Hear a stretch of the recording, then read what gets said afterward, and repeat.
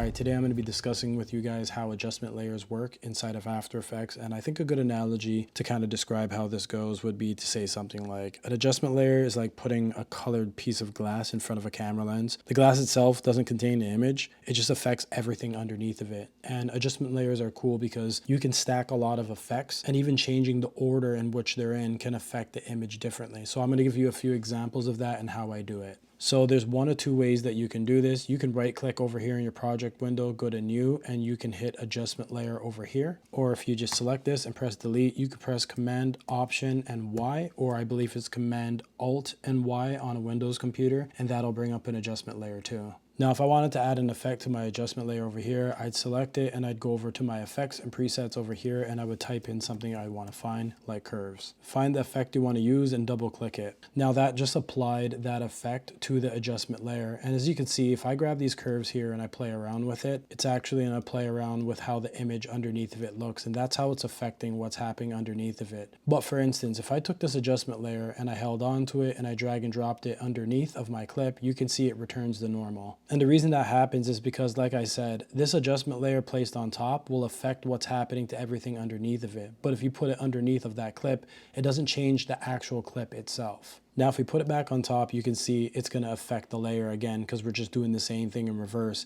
But the reason this is really powerful is because it allows for a lot of versatility and it's a non-destructive workflow. So this footage here is never going to be truly affected if you decide to get rid of this or if you disable this clip. And if you wanted to disable it, that the original image is still the exact same as when we brought it in. Now, if you have a workflow where you're starting to add a lot more adjustment layers to it, you really want to stay organized, and sometimes it's really easy to get lost. So I would highly suggest going to that adjustment layer, right-clicking it, go to rename, and just rename it whatever it is that you're working on. So for this one, for instance, we're going to put curves. So the color grade stuff, people typically would have different adjustment layers to affect the color grade differently. So as another example, we could right-click here, or we can use the shortcut, add an adjustment layer on top, and we're going to call this one color. And I'm going to go over to my effects over here, and we're going to look for the Lumetri color effect. We're going to double click it, and as you can see, we have another adjustment layer with another effect on it. So if we go into something like basic correction, and we go down to where it says temperature or saturation, and we increase this, you can see it saturates the image a lot now. And the great thing about this is, like I said, if you don't like what you were doing with the previous effect, or you want to see what it looks like without it, you could just press this eyeball tool and then you can see what this effect is doing. And if you want to actually see what it looks like to toggle the effect on and off, you can go to where this effect is inside of your effect window, and you can click this FX button and you can see how it's affecting the saturation in the background. When you're stacking adjustment layers, they can affect each other differently depending on what the effect is that you're putting, especially glows. So if we right click here again, press new, and we go to adjustment layer, we're going to rename this one glow.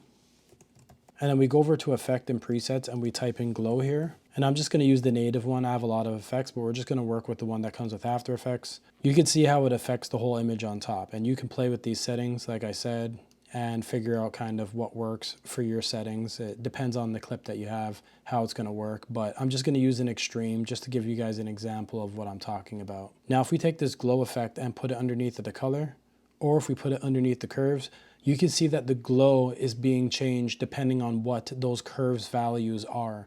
So this is why it's important to understand how to stack these. But in another tutorial, I'll teach you why I usually work with the glows last instead of putting it beforehand.